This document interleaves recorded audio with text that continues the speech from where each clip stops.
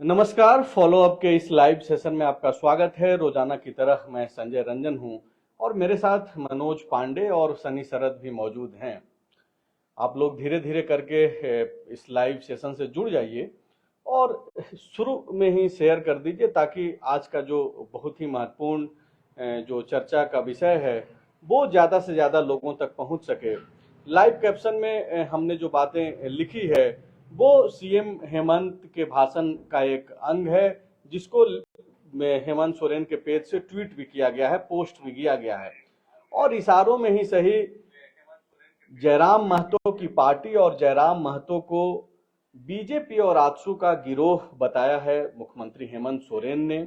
और आज जब वो डुमरी में मौजूद थे तो उसी वक्त जो है सीएम हेमंत सोरेन की जहां पे सभा हो रही थी उससे ठीक महज 3 से 3.5 किलोमीटर की दूरी पे जयराम महतो की पार्टी का भी जो है एक सभा वहां पे हो रहा था।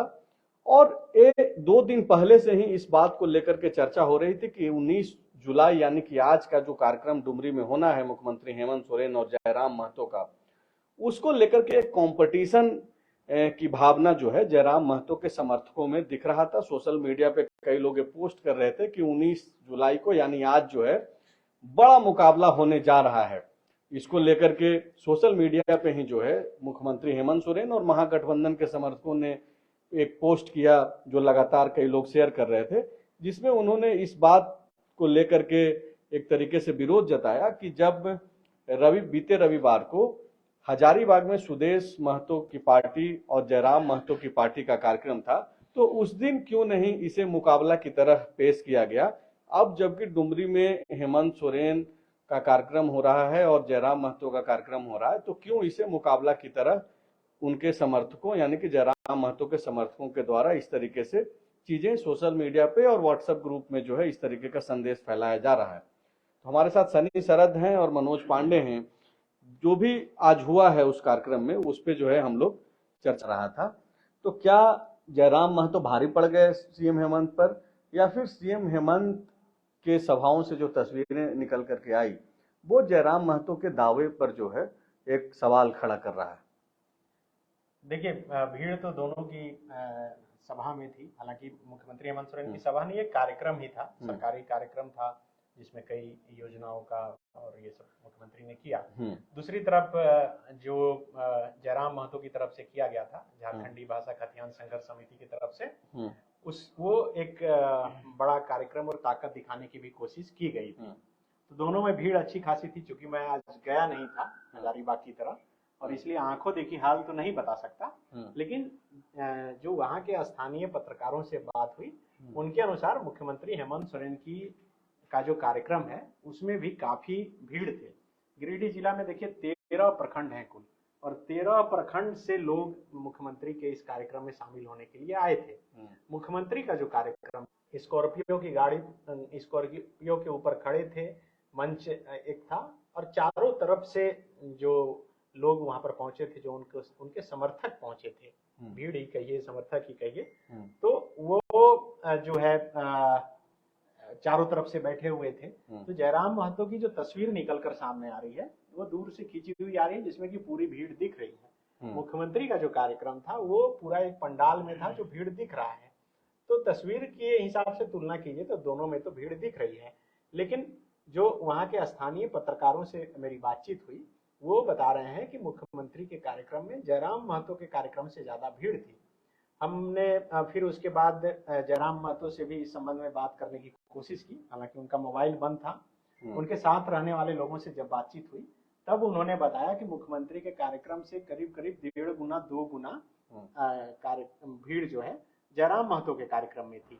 तो इसलिए अब यहाँ पर बैठकर आकलन करना किसी की बात को सुनकर ये तो बड़ा मुश्किल होगा, लेकिन हाँ भीड़ दोनों के कार्यक्रम में थी। एक तो आप ये बोल रहे हैं कि जयराम महतो के जो समर्थक हैं वो दावा कर रहे हैं कि मुख्यमंत्री हेमंत सोरेन की सभा कार्यक्रम से जो है ज्यादा भीड़ जयराम की सभा में थी, लेकिन बतौर जो वहाँ के लोकल जर्नलिस्ट हैं वो जो फैक्ट रख रहे हैं को यही उम्मीद की जाती है कि जो पत्रकार हैं वो तो बीच का बात करेंगे, मतलब फैक्ट्स जो चल रहा है उसके मुताबिक वो ये बोल रहे हैं, दावा कर रहे हैं कि मतलब ये जो संख्या के हिसाब से अगर देखा जाए तो हेमंत सोरेन कम नहीं पड़े। अगर भीड़ ज्यादा और कम भी अगर बात नहीं किया जाए तो एटलीस्ट जो पत्रकार वहां से जो बोल रहा है स्थानीय, उसके मुताबिक, जिसको हम लोग जोड़ने की भी कोशिश करेंगे कि भाई उनके मुताबिक क्या कुछ रहा उस कार्यक्रम में। लेकिन सनी, एक चीज जो ये कल जो देर शाम एक खबर निकल करके आई कि जयराम महतो के कार्यक्रम को जो है रोकने की कोशिश वहां स्थानीय प्रशासन द्वारा की जा रही है, और आज जो एक तस्वीर भी निकल के आई जयराम की सभा से कि वो स्कॉर्पियो पे, हालांकि अमूमन वो इसी तरीके से स्कॉर्पियो पे खड़ा होकर के अपनी बातें रखते हैं अपने कार्यकर्ताओं के बीच, तो ये जो आज का जो कार्यक्रम स्कॉर्पियो के ऊपर हुआ, चूंकि अभी मंच सजने लगा है जब से पॉलिटिकल पार्टी बनी है उनकी, तो क्या उनका मंच नहीं बनाने दिया गया? क्या बातचीत हुई आपकी? तो देखिए, जो जानकारी है उसके अनुसार मंच तो बनने दिया गया था, क्योंकि जयराम महतो का एक अपना स्टाइल है कि वो स्कॉर्पियो की गाड़ी पर खड़ा होके वो बोलते हैं, तो वो उसी हिसाब से बोल रहे थे। हालांकि कल ये जरूर खबर निकलकर सामने आई थी कि ये जो है जयराम के कार्यक्रम का मंच बनने नहीं दिया जा रहा है, लेकिन मंच जो है बना। हालांकि चूंकि मुख्यमंत्री का कार्यक्रम था, तो देखिए इस हिसाब से सुरक्षा के दृष्टिकोण से प्रशासन की अपनी जिम्मेदारी होती है कि वो कैसे तैयारी करे। क्योंकि आप समझिए कि अगर 4 किलोमीटर दूर में ही कोई 5,000 10,000 भीड़ मॉब तैयार होती है, अगर उसको उस हिसाब से मान लीजिए कि वो भीड़ किसी तरह मुख्यमंत्री के कार्यक्रम की तरफ चली जाती है, तो कुछ भी हो सकता है। तो उस हिसाब से प्रशासन अपनी तैयारी करती है, वो सरकार में कोई भी रहे, ये ऐसा देखने को मिलता है। लेकिन कार्यक्रम दोनों का हुआ और दोनों में अच्छी भीड़ देखने को मिली। जयराम महतो जब स्कॉर्पियो पर चढ़े और जब भाषण देना शुरू किए, तो उन्होंने भी पहला जो टारगेट है वो मुख्यमंत्री हेमंत सोरेन को ही किया। उन्होंने भले ही नाम नहीं लिया, लेकिन साहब साहब राजा राजा साहब करके वो हमेशा अपने भाषण के दौरान वो टारगेट करते रहे, और वो बोलते रहे कि मीडिया यही सवाल पूछेगी, तो इसलिए हम पहले ही बोल दे रहे हैं कि राजा साहब यहाँ आए हैं और यहाँ मेरे इलाके में आएंगे, तो उन्हें हम बता देंगे कि आभार यात्रा उनका हो रहा है या फिर आभार जनता का है। इस हिसाब से वो अपने अंदाज में, जिस अंदाज में बोलते हैं, और उसके बाद कई बातों को लेकर वो मतलब सीधे तौर पे मुख्यमंत्री का बिना नाम लिए हुए राजा साहब करके वो बोलते रहे। तो फिलहाल अब हम लोग जो मुख्यमंत्री की तरफ से जो बातें कही गई है उसका जवाब पांडे जी से लेंगे और समझेंगे कि मुख्यमंत्री आखिर किन परिस्थितियों में इस तरीके का बयान अब दे रहे हैं। क्योंकि ये दूसरा दौरा अगर उपचुनाव के नजरिए से हम लोग देखें, हालांकि इसकी घोषणा अब तक नहीं हो पाई है आधिकारिक तौर पे, लेकिन ये तय है कि वहां पे उपचुनाव होना ही है। और ऐसे में मुख्यमंत्री का भले ही ये सरकारी कार्यक्रम है, दूसरा सरकारी कार्यक्रम है, लगातार वो डुमरी जा रहे हैं, इसे राजनीतिक तरीके से ही जोड़ा देखा जा रहा है और समझा जा रहा है।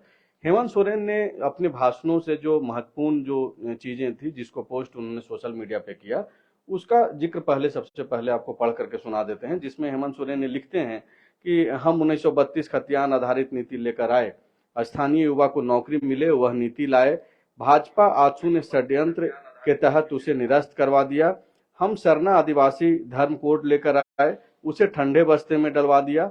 यह छोटे छोटे गिरोह को खड़ा कर जनता को दिग्भ्रमित करने का षड्यंत्र रचते हैं।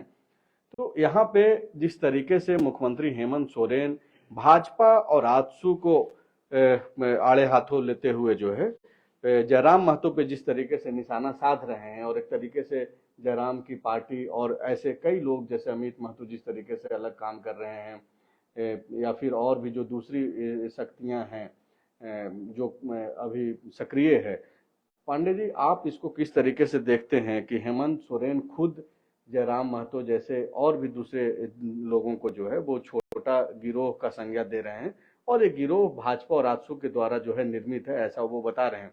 ये सवाल इसलिए भी महत्वपूर्ण है क्योंकि पिछले दफा जब डुमरी गए सीएम हेमंत, तो उन्होंने अपने भाषण में जब 1932 का जिक्र कर रहे थे, तो एक चीज उस दौरान भी वो बोले कि अब नया नया नारा गढ़ा जा रहा है, यानी कि उस दौरान जो है 60-40 के ऊपर वो तंज कस रहे थे।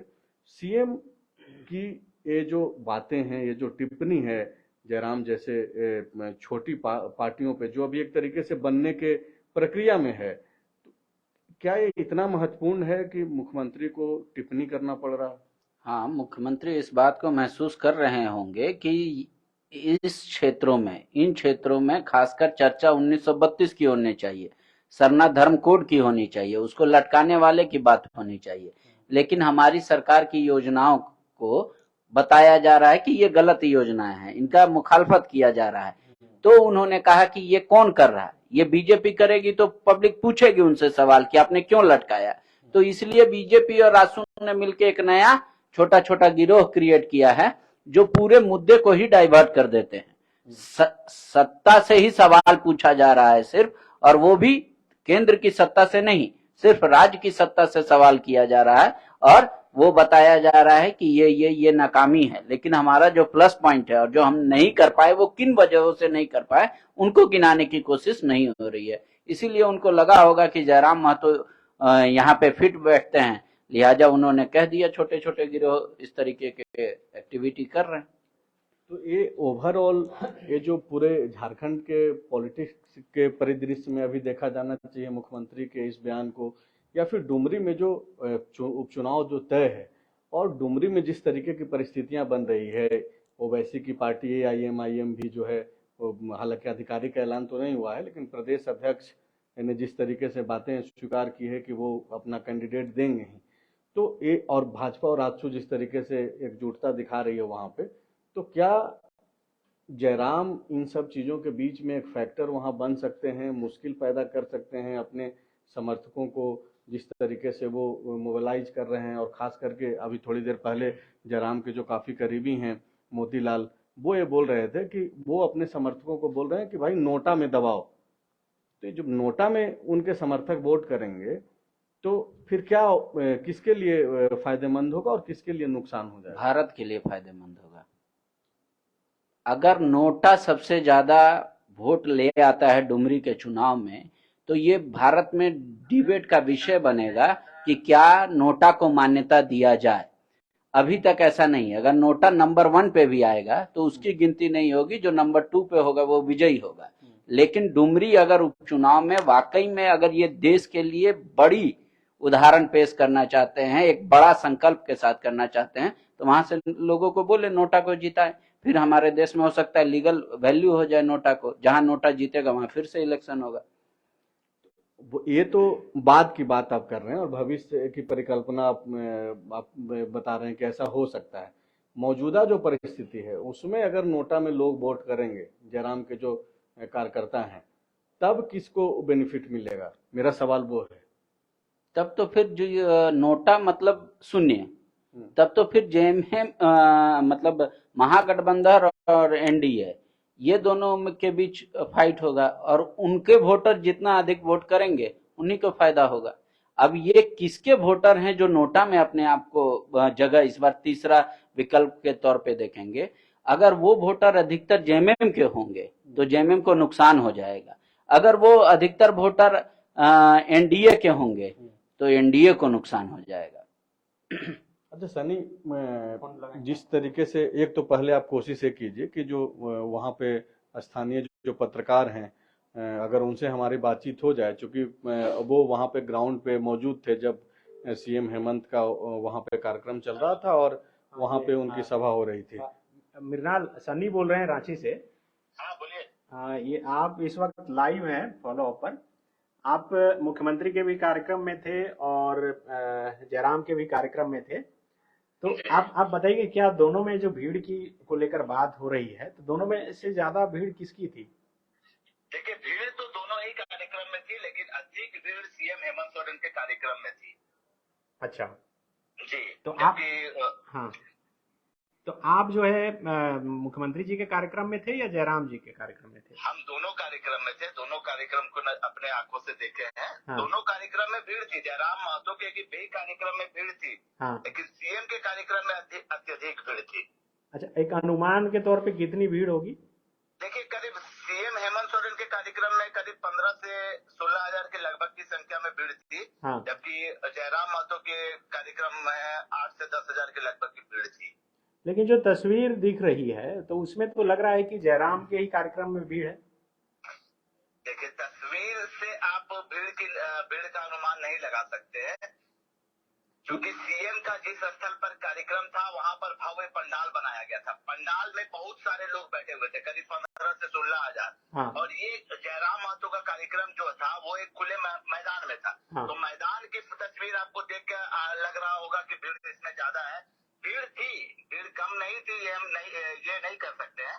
भीड़ थी, अनुमान के मुताबिक काफी संख्या में भीड़ थी, लेकिन सीएम के कार्यक्रम में अधिक भीड़ थी।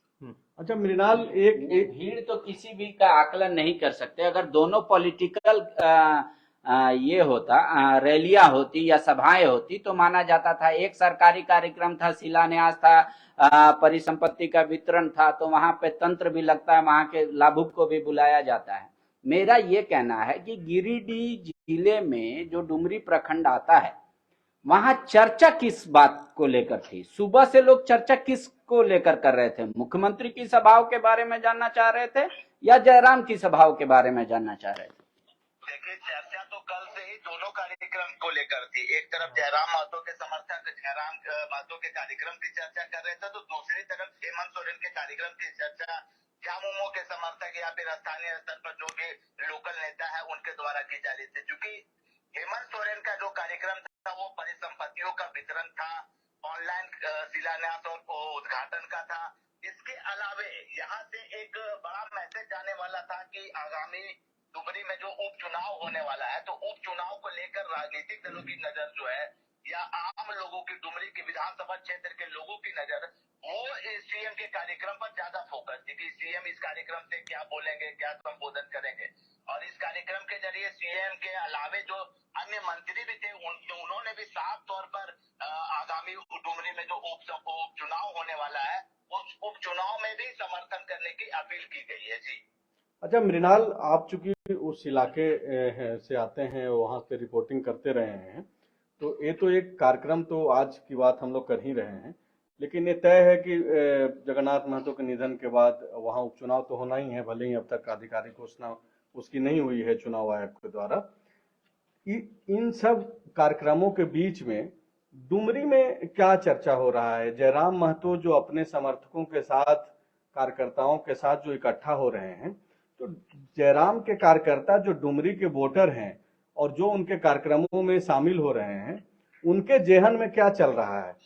चूंकि ये सवाल इसलिए पूछ रहे हैं कि डुमरी में जयराम की पार्टी ने यह स्पष्ट कर दिया है कि वो कैंडिडेट नहीं देने जा रहे हैं, तो ऐसे में उनके जो कार्यकर्ता हैं उनके मन में तो ये द्वंद्व की स्थिति होगी।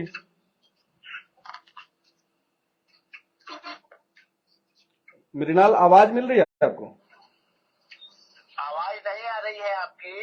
मृणाल, मेरा सवाल ये है कि ये जो कार्यक्रम हो रहा है, इस बीच जो जयराम के जो कार्यकर्ता हैं और जो जेएमएम के कार्यकर्ता हैं, महागठबंधन के कार्यकर्ता हैं या फिर एनडीए के कार्यकर्ता हैं, तो एनडीए और महागठबंधन के कार्यकर्ता तो स्पष्ट हैं कि उनके कैंडिडेट आएंगे और उन अपने अपने नेताओं के लिए काम करना है, लेकिन डुमरी में जयराम अपना कैंडिडेट देंगे नहीं उपचुनाव में, तो ऐसे में जो उनके कार्यकर्ता हैं उनके मन में क्या चल रहा है, वो किस ओर जाएंगे? देखिए, इस पर तो फिलहाल अभी कुछ स्पष्ट नहीं कहा जा सकता है, लेकिन जो स्थानीय स्तर पर जयराम महतो के समर्थक है वो कहीं ना कहीं झामुमो के पक्ष में मतदान करेंगे, झामुमो के समर्थन में प्रचार प्रसार करेंगे। क्योंकि जगन्नाथ महतो के निधन होने के बाद काफी संख्या में लोगों की सिंपैथिक वोट भी जो है वो जगन्नाथ महतो के समर्थन में पड़ेगी। तो फिलहाल इस चुनाव में जगन्नाथ महतो को अपार समर्थन मिलने की उम्मीद है। जी,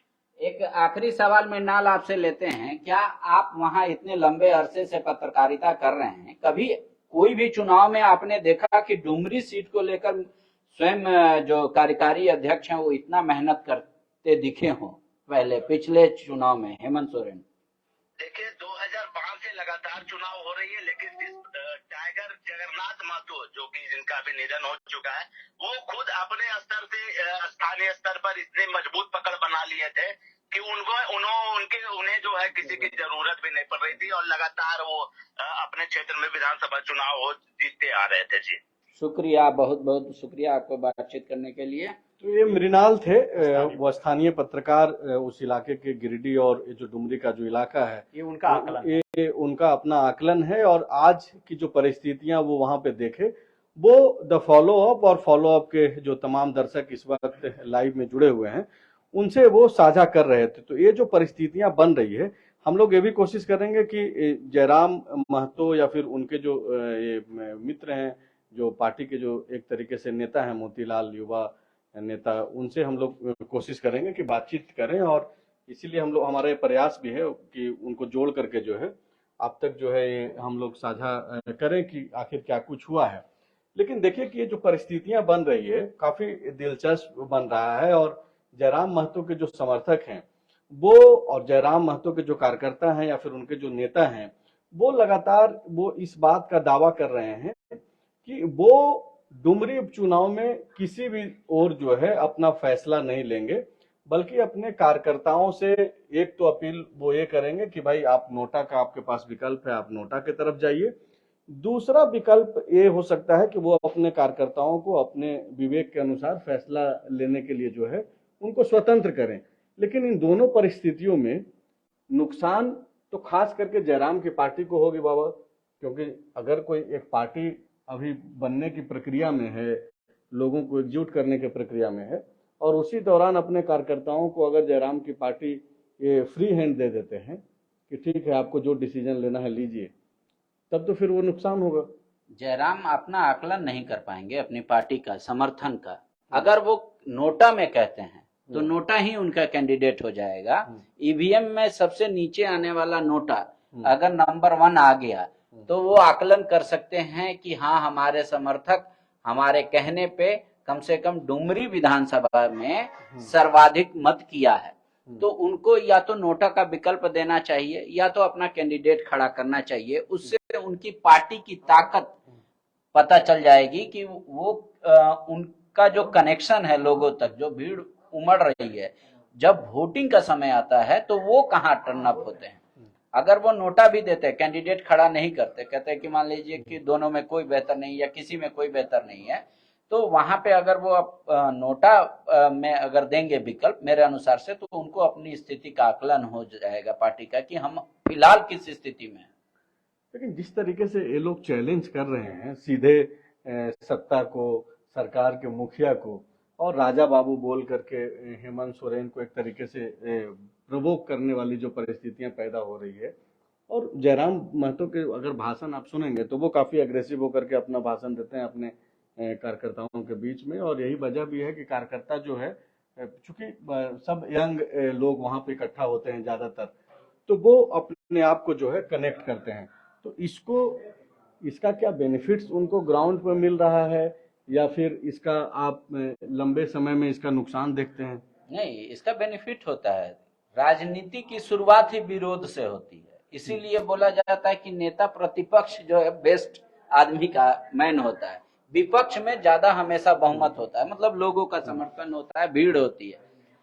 अब देखिए, अगर जयराम महतो किसी एक का दुक्का आदमी का या विधायक का विरोध करते तो इस मैसिव लेवल पर उनका ना तो कोई कवरेज देता मीडिया और ना ही वो प्रचार प्रसार में आते।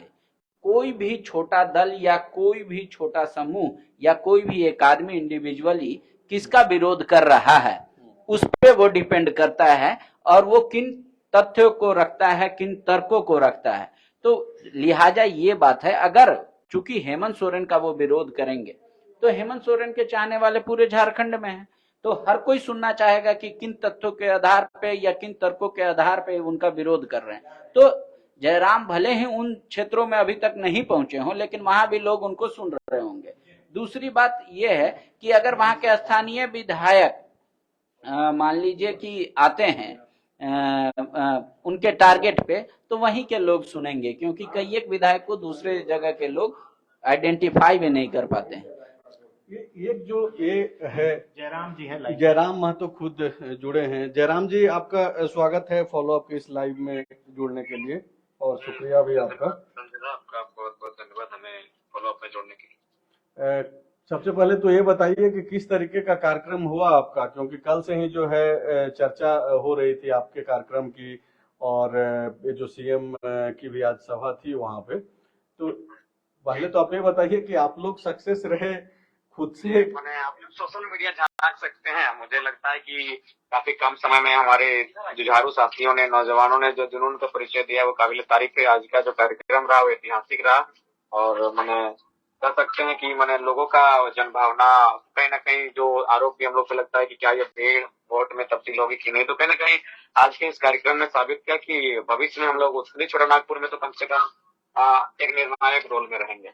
दो तीन सवाल है जो पहले मैं पूछूंगा, फिर बाद में सनी जी भी पूछेंगे, पांडे जी भी कुछ सवाल पूछेंगे आपसे। एक सवाल ये है जयराम जी कि आप और आपकी पार्टी ने लगभग यह स्पष्ट ही किया है कि डुमरी में आप कैंडिडेट नहीं देने जा रहे हैं। क्या ये बात सही है? कैंडिडेट देने जा रहे हैं या नहीं देने जा रहे हैं? जी बिल्कुल, अभी हम लोग उस पर कोई सोचने रहे। उम्मीद है कि हम लोग 24 में ही अपनी तैयारी को पुख्ता करेंगे। मतलब डुमरी में आप कैंडिडेट नहीं देंगे? जी जी।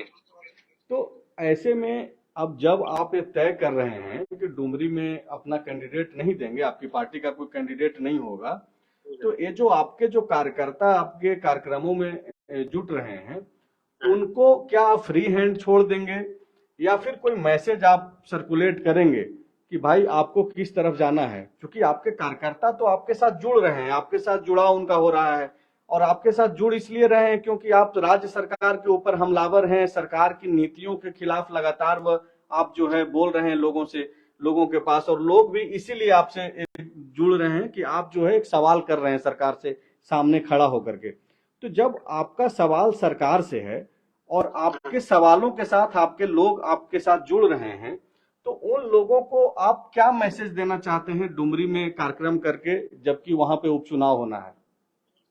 देखिए, जब चुनाव की डेट की घोषणा होगी तो उस समय हमारी जो टीम है वो बैठ के इस विषय पर विशेष बातचीत कर लेगी और फिर हम लोग जो मैसेज होगा उसे सर्कुलेट कर देंगे। अभी आपके जो सहयोगी हैं मोतीलाल महतो, उनसे थोड़ी देर पहले बातचीत हो रही थी, तो उन्होंने एक बात कही कि वो लोग ज्यादा प्रिफेयर कर रहे हैं कि अपने समर्थकों को, कार्यकर्ताओं को यह मैसेज दे रहे हैं कि नोटा का ऑप्शन के साथ बढ़ेंगे। तो क्या ये बातचीत बन गई है, सहमति बन गई है पार्टी के भीतर, या फिर ये मोतीलाल की अपना नजरिया है, उनका अपना बयान है? नहीं, अभी तक तो बातचीत नहीं हुई है। बाकी जब तक हम लोग बैठेंगे नहीं, जब तक सभी से राय शुमारी नहीं कर ली जाएगी तब तक किसी भी निष्कर्ष पर पहुंचना जल्दबाजी होगी। अच्छा, आप ये बताइए कि जो आप राजा बाबू शब्द का जो आज इजाद आप किए हैं, जाहिर सी बात है कि मुख्यमंत्री हेमंत सोरेन को आप टारगेट कर रहे थे, तो राजा बाबू कोई अपमानित शब्द नहीं है, वो एक सम्मानित शब्द है। हमने तो उसे उन्हें और बेहतर तरीके से उनको नवाजा। इसमें तो नहीं, मैं ये नहीं बोल रहा हूँ कि अपमानित या फिर ये सम्मानित शब्द है। मैं ये बोल रहा हूँ कि इन शब्दों का जो आप इजाद कर रहे हैं, उसके पीछे क्या आप कोई गहन अध्ययन करते हैं कि ऐसे शब्दों का इस्तेमाल करने से जो आपके कार्यकर्ता हैं उनमें ज्यादा उत्साह बढ़ता है, या फिर कोई और वजह मानते हैं, या फिर ऐसे ही कभी कभी कोई शब्द आ जाता है जेहन में और आप बोल देते हैं? जेहन में कोई शब्द आ जाता है, ऐसा मैंने किसी को शब्द में समाहित करने के लिए कोई विशेष अध्ययन नहीं होता है। अध्ययन हम लोग करते हैं किसी क्षेत्र के विषय में, किसी नीति के विषय में, तो बाकी ये शब्द ऑटोमेटिकली आ जाता है। तो हमने एक अच्छे शब्द से ही उनको नवाजा कि आज आप झारखंड के राजा समान ही है, हालांकि लोकतांत्रिक व्यवस्था है। अच्छा, आप किसके गिरोह के आदमी हैं, आपकी पार्टी और आप? क्या आप भाजपा और राजसू के द्वारा गठित एक गिरोह हैं, छोटा छोटा गिरोह? जिस तरीके से आज सीएम ने आपके सभा स्थल से महज जो 3-3.5 किलोमीटर के दूरी पे वो भी थे, और वो जब भाषण दे रहे थे तो वो बीजेपी और राजसू के हवाले उन्होंने एक बात कही इशारों इशारों में, हालांकि आपका नाम का उन्होंने जिक्र नहीं किया, लेकिन जिस तरीके से वो बोले वो यही बोल रहे थे कि बीजेपी और राजसू का जो है एक तरीके से गिरोह है छोटा छोटा, जयराम महतो या फिर और अन्य इस तरीके से जो ये पार्टियां अभी जो बन रही है, आपका नाम लिए बगैर। जी जी जी, देखिए सनीदा, मुझे लगता है कि आप लोगों से बेहतर आपने भी 1.5 साल से आंदोलन के करीब से देखा। ये केवल एक आरोप है जो कि निराधार है। आज अगर बात की जाए तो मैं स्पष्ट खुले मंचों पर मैंने कहा है कि जब 2019 का लोकसभा चुनाव था उस समय बिल्कुल जगन्नाथ महतो जी के साथ हम लोग दिखे थे। तो ये केवल एक आरोप है जो कि निराधार है। हमारा किसी भी उसके बाद आप अभी हजारीबाग का और वर्तमान का जो मेरा आज का भाषण रहा, अगर उसको आप बारीकी से देखेंगे तो हम तो केंद्र पे ज्यादा हमलावर रहे, क्योंकि हमारा नजदीक में लोकसभा भी है। राजा साहब के साथ साथ हमने केंद्र सरकार को भी लिया, कि माने हम लोग एमपी में क्यों जाएंगे, कि बहुत सारे लोग सवाल करते हैं कि आप लोग तो राज्य के मुद्दों के साथ आए थे, तो एमपी में क्यों जाना चाहेंगे। तो हम तो खूब डिस्कस किए किस प्रकार मैंने कंपनियों का अत्याचार, Adani private limited company, NTPC का अत्याचार, तमाम जो भी चीजें जो सेंट्रल से जुड़ी हैं उन सारी बातों को हमने रखा। वैसा नहीं कि हम लोग किसी को छोड़ दिए। केंद्र में तो बीजेपी की सरकार है, उसके बावजूद तो उनको भी हमने आड़ो हाथों लिया, बल्कि उनको और बेहतर तार्किक तरीके से लिया। किस प्रकार ऑस्ट्रेलिया का कोयला गोड्डा में आता है, फिर यहाँ से बिजली बनता है, वो बांग्लादेश जाता है, जबकि दूरी के हिसाब से बांग्लादेश सामने आता है। अगर उनको बिजली बनाना तो डायरेक्ट बांग्लादेश से बनाते हैं। यानी तार्किक लिया कि झारखंड को इन्होंने चारागाह समझा है, झारखंड के लोगों को मजदूर और मैंने पत्तों के समान समझा है, इसीलिए कोई मैंने बिना किसी विरोध के जमीन भी आसानी से उपलब्ध हो जाएगी। तो बहुत सारे सवाल और जो आपके जहन में उनका उत्तर मैंने आज के लगभग 3.5 घंटा की सभा में केंद्र और राज्य सरकार को लेकर अपना स्टैंड क्लियर किया है। बस सुनने की मैंने देर है। एक सवाल ये है जयराम जी कि आप जब भाषा के आंदोलन से जब आपकी उपज हुई और आप जब एक नेता के तौर पे, आंदोलनकारी के तौर पे जब उभरे, तो दो चीजें हुई जो हम लोग उसका रिफ्लेक्शन सोशल मीडिया पे भी देखते हैं।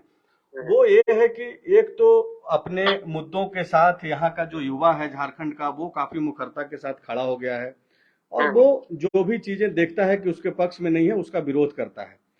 दूसरा जो एक चीज हम लोग अब देख रहे हैं, भाषा से जैसे जैसे बढ़ा है 1932 और अब 60-40 को लेकर के, और अब जबकि आपकी एक पार्टी बन गई है, तो अब युवकों का जो समूह था, जो एकजुट होता दिख रहा था, वो अब अलग अलग धड़ों में दिख रहा है। और आज का कार्यक्रम को लेकर के जिस तरीके से सोशल मीडिया पे आपके जो कार्यकर्ता और समर्थक हैं, वो जिस तरीके से पेश आ रहे थे कि 19 जुलाई को महासंग्राम होगा, यानी कि सीएम हेमंत की सभा और आपकी सभा से जो है उसको तुलना कर रहे थे। जबकि बीते रविवार को जो एक कार्यक्रम हुआ आपका हजारीबाग में, और उसी दिन सुदेश महतो जी जो कि आजसू पार्टी के सुप्रीमो हैं, उनका कार्यक्रम हुआ, तो उस दिन इस तरीके का मैसेज स्प्रेड नहीं हुआ, सोशल मीडिया पे इस तरीके की बातें नहीं दिखी। तो लोग ये सवाल कर रहे हैं। नहीं, आप गलत सवाल ले रहे हैं, बिल्कुल गलत सवाल ले रहे हैं। उस दिन भी यही चीज था। मैं माफी चाहूंगा, आपको टोकना चाहूंगा। नहीं वो आप नहीं बिल्कुल नहीं नहीं, मैं आपको नहीं मौका मानूंगा इस देंगे, बात आप को। अपनी बात आप नहीं अपनी नहीं, इस बात को नहीं मानेंगे, बिल्कुल नहीं मानेंगे। मतलब उस दिन भी महामुकाबला था। बिल्कुल, उस दिन भी सोशल मीडिया में महामुकाबला था। आइसू वर्सेस जेबी के साथ, आज था जेएमएम वर्सेस जेबी के साथ। हम लोग दोनों दिन दो क्षेत्रीय पार्टियां हमारे हैं, दोनों के साथ ये महामुकाबला सोशल मीडिया में बकायदा था। अच्छा, मतलब ये मतलब आप लोगों के द्वारा ये मैसेज नहीं, स्प्रेड हम होता लोग के द्वारा नहीं, ये सोशल मीडिया की आप बात किए और आपने सिर्फ आज को टारगेट किया, तो इस बात का हमने खंडन किया कि था दोनों दिन। जो महालाइज था वो हजारीबाग में भी था और वही संख्या हजारीबाग में भी थी, जो आज थी हजारीबाग में थी। अच्छा, उस दिन जब हजारीबाग में कार्यक्रम था जयराम जी, तो सुदेश जी अपने भाषण में बोले थे कि सरकार के इशारे पर कुछ लोग काम कर रहे हैं। सनीदा, मैंने भी बकायदा आपको कहा कि उस दिन सुदेश जी बोले कि सरकार के इशारे पे काम कर रहे हैं, आज हेमंत जी बोल रहे हैं कि हम लोग विपक्ष के इशारे पे काम कर रहे हैं। ये उनको अपना भड़ास निकालने का शब्द है। आज देख सकते हैं, आज भी लगभग 40,000 की संख्या में जनसैलाब था, जो कि अपना खर्चा से, अपने पेट्रोल से पहुंचा था। इसी बात का इनको पेट में दर्द है, पच नहीं रहा है। जयराम जी, भीड़ थी आप बोल रहे हैं। बिल्कुल जयराम जी, ठीक है, ये तो भीड़ को लेकर के अपना अपना दावा है और करना भी चाहिए। ऐसी परिस्थिति में जयराम जी, जब आप ये बोल रहे हैं कि झारखंड की राजनीति में सत्ता हो या विपक्ष हो, दोनों के निशाने पे आप हैं। एक पक्ष ये बोलता है कि भाई ये बीजेपी आजसू का गिरोह है, दूसरा पक्ष बोलता है कि ये सरकार के द्वारा प्रायोजित जो है ये गिरोह है। तो ये जो चीजें हो रही है, क्या ये आप मान करके चल रहे हैं कि जो परिस्थितियां ओवैसी के साथ बनती है देश भर में, तो क्या झारखंड में आपको लग रहा है कि ये भले ही आपके साथ भीड़ जुट रही है, जैसे ओवैसी की सभाओं में अगर आप देखेंगे, हम लोग मांडर उपचुनाव में थे या फिर जहां जहां झारखंड की राजनीति में देखेंगे, तो ओवैसी की सभाओं में भीड़ बहुत जुटती है, लेकिन जब वोट देने का बारी आता है, तो ये जो आमने सामने का मुकाबला होता है चुनाव के दौरान, तो आप कहीं इसको लेकर के परेशान हैं या फिर इस पे आप काम कर रहे हैं? देखिए, बिल्कुल संजय दा, आपका सवाल बहुत अच्छा सवाल है। और जहाँ तक वरिष्ठ साहब का प्रश्न है, वो देखिए उनको लोग सेंट्रल के तौर पर देखते हैं। नहीं, मैं आपको स्टेट के दृष्टिकोण में मैंने ये सवाल पूछा है आपसे। और वे सेंट्रल के दृष्टिकोण से देखे जाते हैं और हम लोग स्टेट लेवल पर हैं। और फिलहाल हमने जो भी मेहनत हम लोग किए हैं, मुझे लगता है कि रिजल्ट देखने को मिलेगा। थोड़ा सा धीरज रखना होगा, समय लगेगा, क्योंकि हमारे पास सभी नए यूथ हैं, उनको प्रशिक्षण दिया जाएगा, वेल ट्रेंड किया जाएगा और मुझे लगता है कि जो 2024 के लोकसभा विधानसभा के परिणाम आएंगे उसमें हम लोग पॉजिटिव रहेंगे और मुझे लगता है कि किसी भी प्रकार की हमें आशा नहीं होगी, बल्कि हमें कुछ ना कुछ सकारात्मक चीजें हमारे साथ घटेंगी।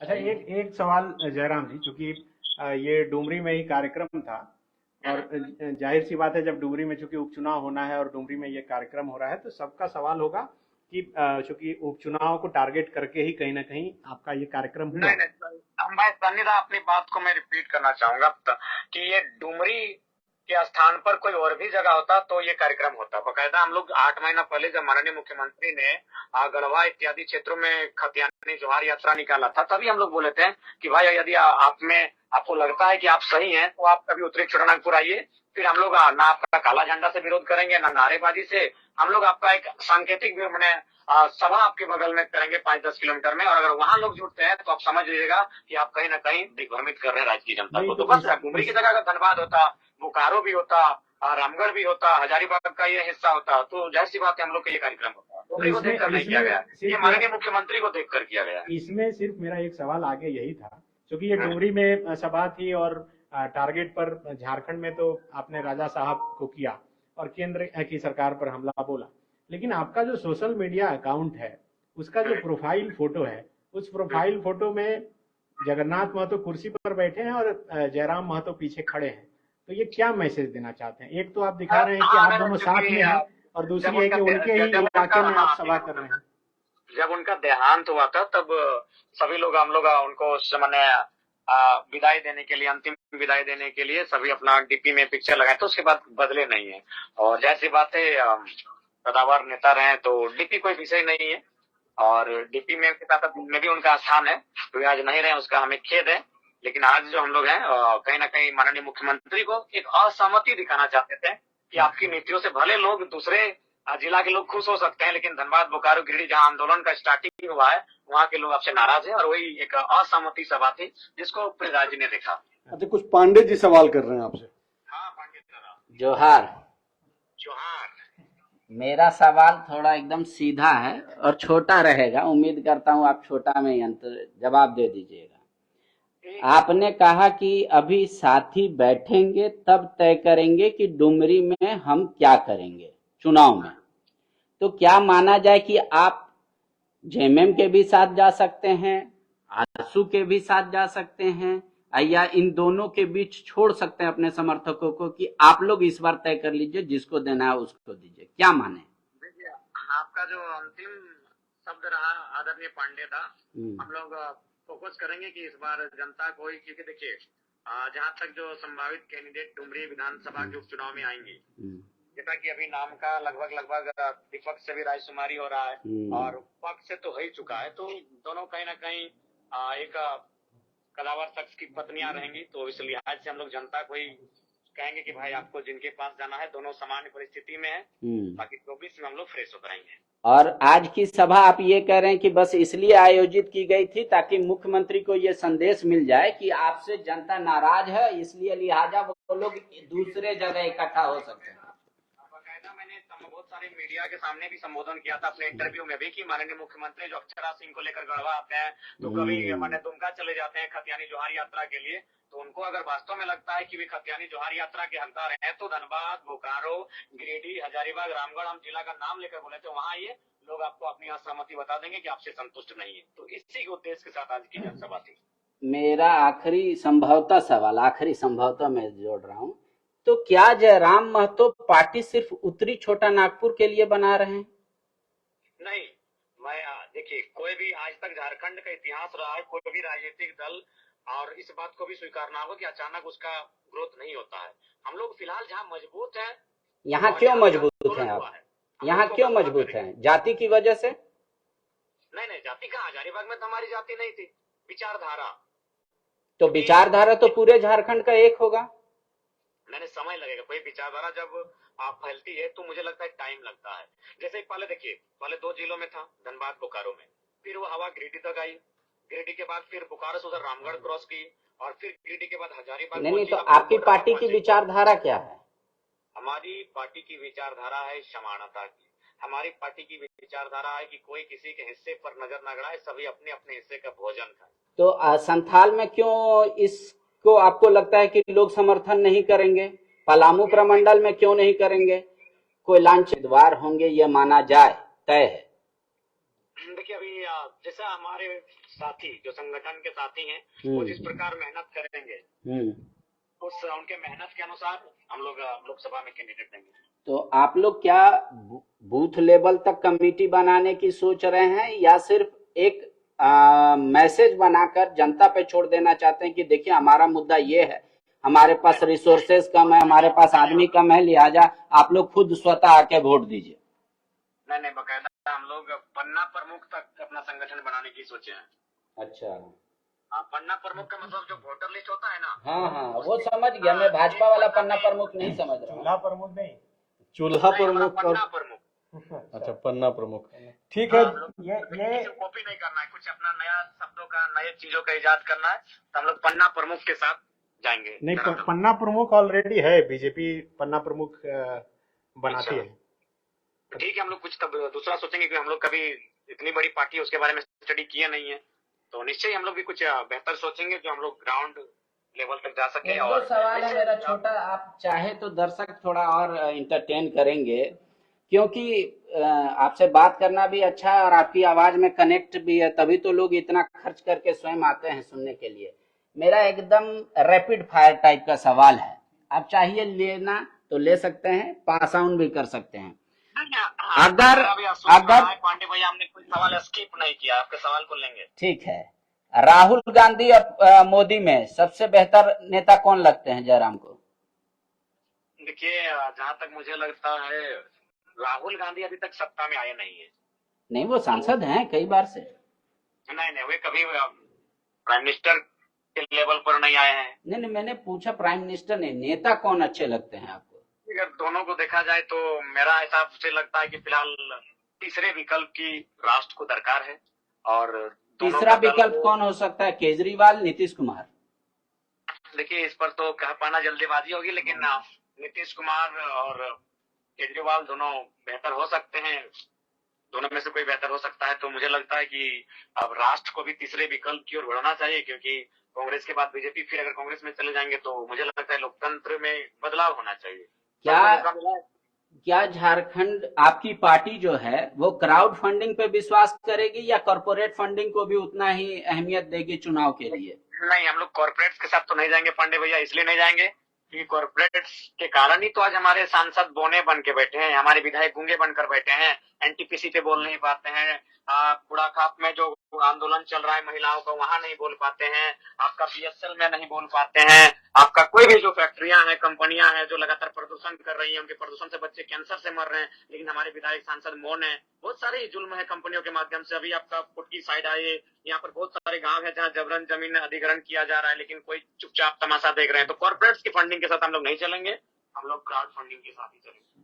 अच्छा, एक सवाल जयराम जी मेरा है कि चूंकि अब तो ये इलेक्टोरल पॉलिटिक्स में आ गए हैं और आपकी और आपकी जो समिति है उसकी शुरुआत हुई भाषा से, फिर खतियान पर अभी, और फिर नियोजन नीति पर आप लोग लड़ाई लड़ रहे हैं।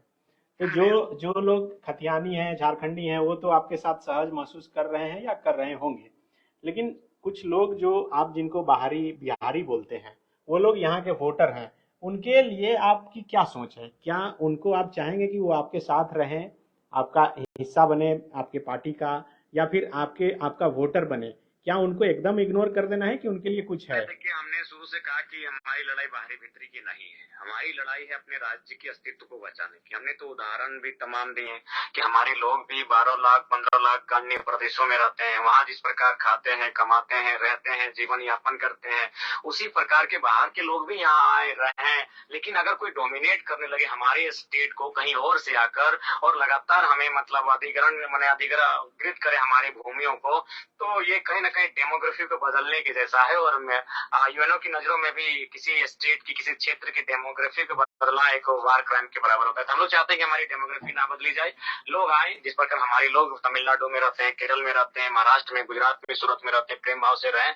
लेकिन मुख्यतः जो यहाँ के मूल है, जिनका यहाँ के अलावा कहीं बसिंदा नहीं है, उनको प्राथमिकता मिले। शुक्रिया जयराम जी। वैसे तो आपसे सवाल अगर लोग करते रहें तो रात हो जाएगी, क्योंकि जाहिर सी बात है कि जनता भी सुनना चाहती है और हम लोग के पास सवाल भी बहुत सारे हैं और सवाल पूछने का मौका भी जो सत्ता में बैठे हुए जो लोग हैं वो क्या बोल रहे हैं जयराम जी?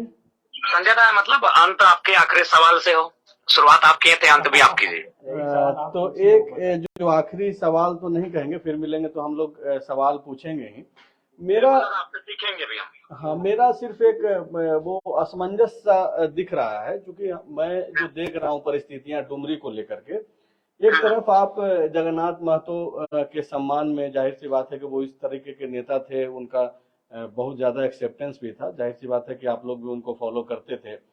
लेकिन अभी जो परिस्थितियां बन रही है, आप चूंकि स्पष्ट नहीं कर पा रहे हैं और उसके वजह से जो है आपके कार्यकर्ता भी काफी असहज फील कर रहे होंगे, खास करके जगन्नाथ महतो के परिवार को लेकर के, क्योंकि एक तरफ जो है आप समर्थन दिखाते हैं डीपी रखते हुए, दूसरी तरफ सरकार की नीतियों के ऊपर जब आप सवाल आप कर रहे हैं और उसी सरकार से संबंध जगन्नाथ महतो के परिवार का है और उनकी पत्नी जो मंत्री बन गई हैं वो चुनाव लड़ेंगी, तो आप जो ये कार्यक्रम कर रहे हैं डुमरी में, भले ही आप ये बोल दें कि भाई अभी तो चुनाव आयोग का कोई ऐलान हुआ नहीं है, मेरा असहमति का कार्यक्रम था, लेकिन जो मास में जो मैसेज स्प्रेड होता है उसका एक व्यापक असर पड़ता है। जयराम महतो की बातों को लोग सुन रहे हैं और वो जो लोग आपको सुनने आ रहे हैं डुमरी जैसे इलाकों में, उसमें से ज्यादातर लोग जगन्नाथ महतो के साथ जुड़े रहे, तो वो किधर जाएंगे? जयराम महतो जब तक स्पष्ट नहीं करेंगे अपनी चीजों को लेकर के, लोगों को कैंडिडेट देंगे नहीं, मास में अपना एक मैसेज देंगे नहीं, तो फिर वो बड़ा दूसरे तरीके से परिस्थिति बनेगी। देखिए, मुझे लगता है कि आज की मास भी काफी जागरूक हो चुकी है, वो जानती है कि अब 6 महीने का कार्यकाल बचा है, इसलिए मास भी कोई विशेष इस पर तुल नहीं देगी। मास 2024 के लिए तैयार है और गिरिडीह लोकसभा से ही तैयारी दिखेगी। मतलब ये मतलब आप ये बोल रहे हैं, बहुत बड़ी बात आप बोल रहे हैं कि मात्र 6 महीना के लिए कोई बदलाव नहीं होने जा रहा है, जगन्नाथ महतो की जो पत्नी है बेबी देवी, उनको ही आपके कार्यकर्ता समर्थन करेंगे। 6 महीना का मान के चले, 6 महीना के साल भर के कार्यकाल बचा है। हाँ, और हम लोग आए हैं व्यवस्था परिवर्तन के लिए, तो हम लोग जब प्रयास करेंगे तो समूचा व्यवस्था परिवर्तन के लिए प्रयास करेंगे। ये साल भर के लिए नहीं करेंगे? नहीं, साल भर के लिए नहीं करेंगे और एक क्षेत्र से नहीं करेंगे। तो मतलब जयराम जी, वही मैं सुनना चाह रहा हूँ, और मैं जो सुनना चाह रहा हूँ वो आपके कार्यकर्ता सुनना चाह रहे होंगे कि भाई क्या करें इस बार। जो आपको सुन रहा है कार्यकर्ता लगभग अपनी मनोस्थिति बना चुके हैं, इस बार वो स्वतंत्र है और 2024 की तैयारी में हम लोग लोकसभा से ही अपना शंखनाद करेंगे। मतलब कि जयराम महतो का ये मैसेज है कि आप स्वतंत्र हैं, लेकिन जयराम महतो ये नहीं चाहते हैं कि 6 महीना साल भर के लिए कोई बदलाव हो। नहीं, ये हमने नहीं कहा, ये तो जनता पे डिपेंड करेगी। अगर जनता बदलने के लिए आतुर है तो बदले, उसके लिए हमने, लेकिन हमारा इंटरफेयर नहीं होगा। देखिए, आप 1 मिनट के भीतर जो है 2 बातें बोल रहे हैं। एक, अभी कुछ देर पहले आप बोले कि 6 महीना साल भर के लिए बदलाव नहीं करना है, व्यवस्था परिवर्तन के लिए आए हैं, तो व्यवस्था में बदलाव होगा जब आप एक सामूहिक लड़ाई लड़ेंगे, एक सीट पे नहीं, सामूहिक सीटों पे लड़ाई जब लड़ेंगे तब व्यवस्था परिवर्तन की बात होगी। मतलब डुमरी उपचुनाव बहुत बड़ा कोई ये नहीं है, मुद्दा नहीं है। डुमरी उपचुनाव हम लोग का विशेष फोकस नहीं, उसके स्थान पर हम लोग का फोकस इस बात को है कि हम लोग अपनी संगठनिक ढांचा को बाकी प्रमंडलों में, बाकी जिलों में लेकर के जाए। शुक्रिया जयराम जी। हम लोग ये कोशिश करते हैं कि ये जो रात 9 बजे हम लोग अब लाइव आना शुरू किए हैं फॉलोअप के पेज पे, और हमारी कोशिश रहती है कि झारखंड की जो राजनीति में जो चीजें चल रही है या फिर और भी दूसरी बड़ी खबरें जो चल रही है उस पर हम लोग चर्चा करें। तो आगे भी आपको हम लोग जब भी यह महसूस होगा कि आपकी राय उस खबर में जानी चाहिए तो आपको जोड़ने की कोशिश करेंगे, और उम्मीद भी करते हैं कि आप भी जो है समय देंगे, और समय देने के लिए आपका शुक्रिया। तो आपका, पांडे दा का, सनी दा का, तीनों का बहुत बहुत धन्यवाद। तीनों आयु में हमसे बड़े हैं, आपको नमन, वंदन, जोहार। शुक्रिया। तो ये जयराम महतो थे जो हम लोग जिन विषय को लेकर के आज चर्चा कर रहे हैं उस पे अपनी राय रख रहे थे और अपनी बात रख रहे थे। हम लोग इसी लाइव में, चूंकि लंबा तो जरूर हो गया है, लेकिन हमारी ये कोशिश अब ये होगी कि जो स्वर्गीय जगन्नाथ महतो के बेटे हैं अखिलेश महतो, जिनको राजू महतो के नाम से भी आप जानते हैं, उनको भी जोड़ने की हम लोग कोशिश करेंगे, और पांडे जी जो है उनको जोड़ने की कोशिश करेंगे। अगर वो फोन कॉल पे जुड़ते हैं तो हम लोग जयराम महतो के द्वारा जो सवाल उठाया गया है उस पर भी हम लोग बातचीत करेंगे। तब तक सनी, फिर से सवाल वही है कि जिस तरीके से कॉन्फिडेंट होकर के, और एक तरीके से अगर आप देखें तो आखिरी में जिस तरीके से जयराम महतो ने अपनी बातें कही, उससे तो यह प्रतीत ही हो जाता है कि भाई ये डुमरी उपचुनाव में जो उनका कार्यकर्ता है किस ओर जाएगा। जैसा कि हम लोगों ने 2-3 दिन पहले के भी लाइव में हमने अपनी बातें रखी थी कि माना यही जा रहा है कि जगन्नाथ महतो की जो पत्नी है, जो कैबिनेट में है, हेमंत सोरेन के बेबी देवी, उनको जो है ये लोग समर्थन कर सकते हैं। तो ये अच्छा, अखिलेश महतो का फोन ऑफ है, तो जाहिर सी बात है कि वो जुड़ नहीं पाएंगे। और आज चूंकि जिस तरीके का कार्यक्रम रहा है दिन भर डुमरी में, तो उनका मोबाइल ऑफ हो गया होगा किन्हीं वजहों से, अभी तो ऑफ बता रहा है, इस वजह से हम लोग उनको जोड़ नहीं पा रहे हैं। तो सनी सवाल वही था कि ये जो चीजें होंगी, तो फ्री हैंड जानने के बाद जो बार बार हम चर्चा कर रहे हैं, वो आने वाले दिनों में जब आप एक आदमी जो आपसे जुड़ा है उसको जब आप थोड़ा फ्री करते हैं, तो फिर बाद में उसका नुकसान भी तो उठाना पड़ेगा ना। बिल्कुल, देखिए इसमें 2-3 बातें हो सकती है। एक तो कि जैसा कि जयराम जी ने बताया कि जगन्नाथ महतो को लेकर न उनके डीपी में स्थान है बल्कि दिल में भी स्थान है। तो उनके प्रति हर एक झारखंडी एक अलग नजरिए से सोचता है, और यही वजह है कि उनके निधन हो जाने के बाद कई लोग लगातार ये खुलकर भी बोलते रहे हैं कि जगन्नाथ महतो के जाने के बाद झारखंड मुक्ति मोर्चा में स्थानीयता की बात जो है, जो 1932 की बात है, वो थोड़ी धीमी हो गई है, बहुत कम हो रही है। और यही वजह है कि मुख्यमंत्री हेमंत सोरेन जैसे ही डुमरी पहुंचे वो 1932 की बात करने लगे। ये तो इसका एक पहलू हो गया। दूसरा पहलू ये है, अब आप सोचिए कि जब सुदेश जी हजारीबाग जाते हैं और वह खुले मंच से कहते हैं कि सरकार के इशारे पर कुछ लोग काम कर रहे हैं, तब तो सुदेश महतो की इन बातों को बल मिलेगा कि भाई आप आंदोलन कर रहे हैं, और फिर जहां पर सरकार का विधायक बनने के लिए खड़ा होता है कोई, तो आप अंदर अंदर सपोर्ट कर देते हैं, अपना कैंडिडेट खड़ा नहीं करते हैं। ये एक तर्क का और एक बहस का विषय हो सकता है। लेकिन जैसा कि उन्होंने कहा कि उनके सम्मान में और उनका पूरा फोकस, सम्मान में वो लोग उम्मीदवार नहीं दे रहे हैं और पूरा फोकस व्यवस्था परिवर्तन को लेकर है, लोकसभा चुनाव की तैयारी को लेकर है, और ये तैयारी है कि कैसे बूथ स्तर तक पहुंचा जाए और अगले जो विधानसभा चुनाव होना है 2024 में, उस पर कैसे जो है अब पहुंचा जाए। तो ये उनका कहना है। तो अब इसका देखिए फायदा नुकसान दोनों हो सकता है, लेकिन अब क्या होगा ये तो अब चुनावी क्षेत्र में जाने फिलहाल वो बाद में देखा जाएगा और देखा भी जाना चाहिए। तो अब जो है लाइव काफी लंबा हो गया है, तकरीबन 1 घंटे की ओर हम लोग बढ़ रहे हैं। 52 मिनट का यह लाइव सेशन हो चुका है। सनी, अगर कुछ सवाल है तो हम लोग सवाल ले लें, 2-4-5 मिनट जो आखिरी का समय है उसमें हम लोग कुछ सवाल ले लेते हैं और उसके बाद जो है लाइव जो है हम लोग समाप्त कर देंगे। तो क्या आप कुछ पढ़ पा रहे हैं? कोई सवाल है दर्शकों का? कई लोग लगातार कमेंट कर रहे हैं और खास करके कई लोग तो खुद जो अपनी राय रख रहे हैं, अपनी राय रख रहे हैं, अपने में लड़ भी रहे हैं। क्योंकि कोई जयराम के समर्थन में लिख रहा है तो कोई उनके विरोध में लिख रहा है। जैसे संतोष कुमार दास लिख रहे हैं कि झारखंड को एक अच्छा नेता मिलने जा रहा है जयराम के रूप में। वहीं सोनू कुमार बरनवाल कर रहे हैं कि ये अभी खुद कंफ्यूज है, इसे केवल लोकसभा दिख रहा है और कुछ नहीं दिख रहा है। एक तो आप लोग कोशिश ये कीजिए कि जब आप लोग कमेंट वगैरह कीजिए तो भाषाई मर्यादा रखिए। ये जाहिर सी बात है कि जब आप कमेंट कर रहे हैं, आप लाइव में इंटरेस्ट ले रहे हैं, आप जब चर्चा को सुन रहे हैं, तो पॉलिटिकल खबरों पे आप नजर रखते होंगे। तो इसका 2 रूप हो सकता है कि आप किसी पार्टी से जुड़े हुए हैं या फिर पॉलिटिकली काफी एक्टिव रहते हैं, आप नजर बना के रखते हैं। कुछ भी अगर आप किसी भी भूमिका में हो, एक दर्शक के तौर पे आप जरूर ये कोशिश कीजिए कि काफी सभ्य रहिए और जब कमेंट कीजिए तो भाषाई मर्यादा का ख्याल जरूर रखिए। ऐसा नहीं हो कि आप कुछ लिख करके निकल जाएं। सोशल मीडिया की खूबसूरती और बदसूरती अब इसको ऐसे देखा जाना चाहिए कि आप जो भी करेंगे वो हमेशा के लिए रहेगा। एक राहुल कुमार हैं, उन्होंने कमेंट किया है कि जयराम महतो पर सरकार द्वारा कोई केस नहीं होता, जबकि राज्य के बड़े बड़े नेताओं पर सरकार आंदोलन के कारण केस दर्ज कर देती है।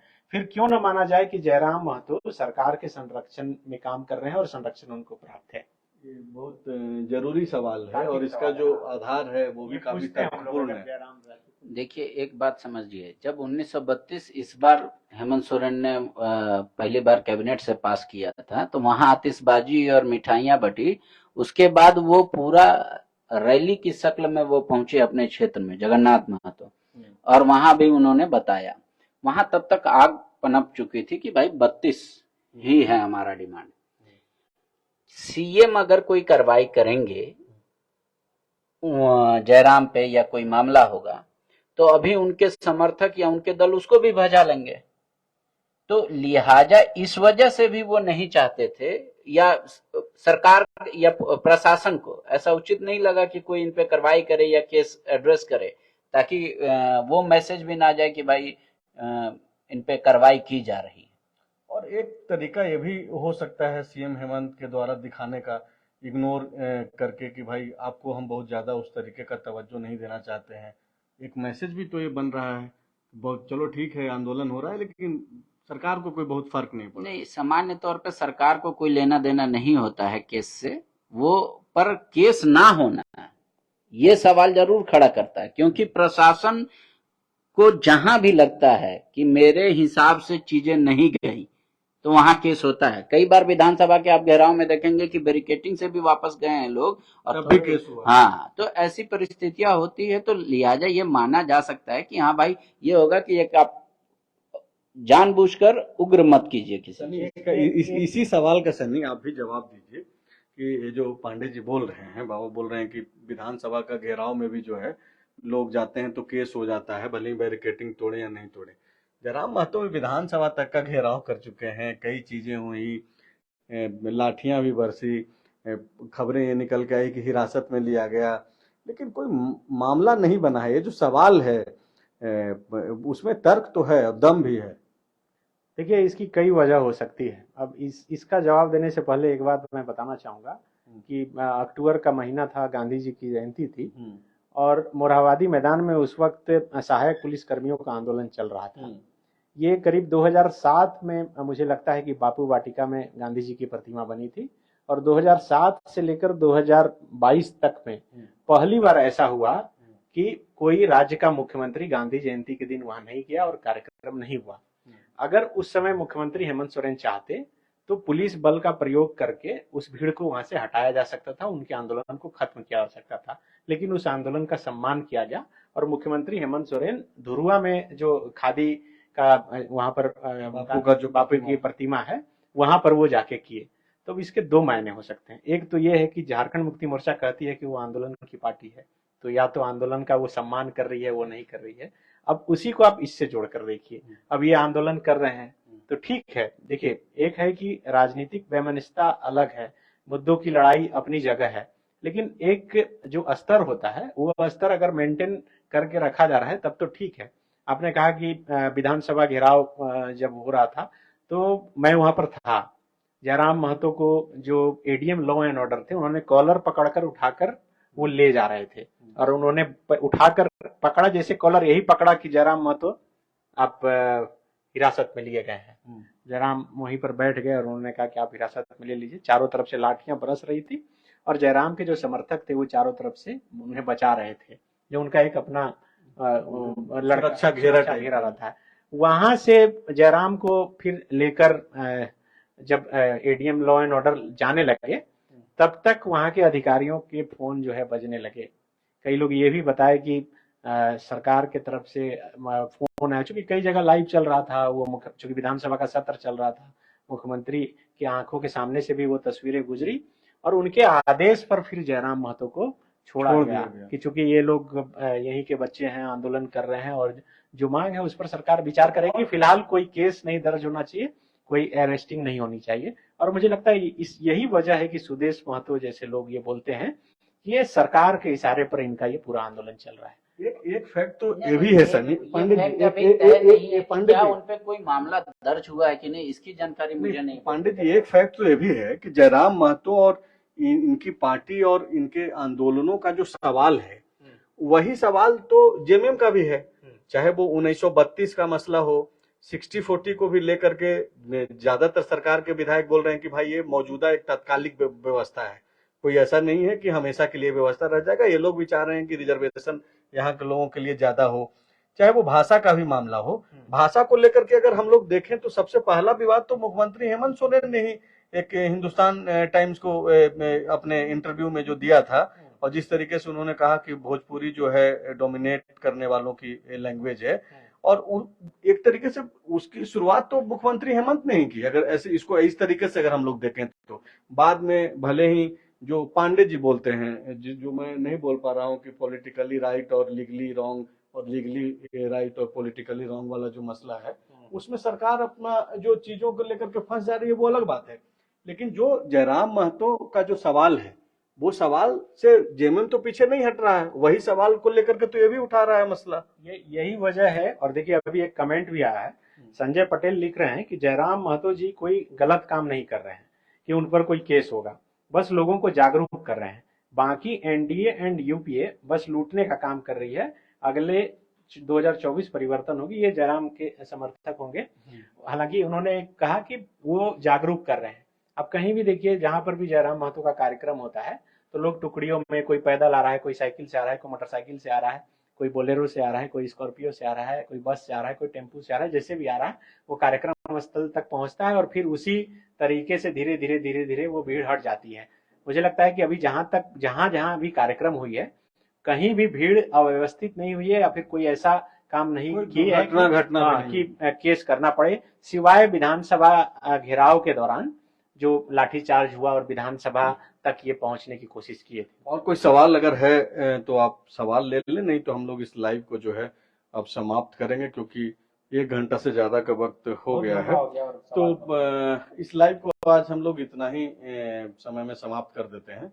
आप लोग शेयर नहीं कर पा रहे हैं, बहुत ही कंजूसी कर रहे हैं, पता नहीं आप लोगों को हम लोगों की जो ये चर्चा है वो सही लग रहा है कि नहीं लग रहा है। लेकिन अगर आप लोग जुड़ रहे हैं और आपको लग रहा है कि सार्थक चर्चा यहाँ पे हो रहा है फॉलोअप के इस पेज पे, तो आप लोग शेयर कीजिए ताकि ज्यादा से ज्यादा लोग जुड़ सकें, ज्यादा से ज्यादा लोग देख भी सकें। आप लोग कंजूसी मत कीजिए। शुक्रिया।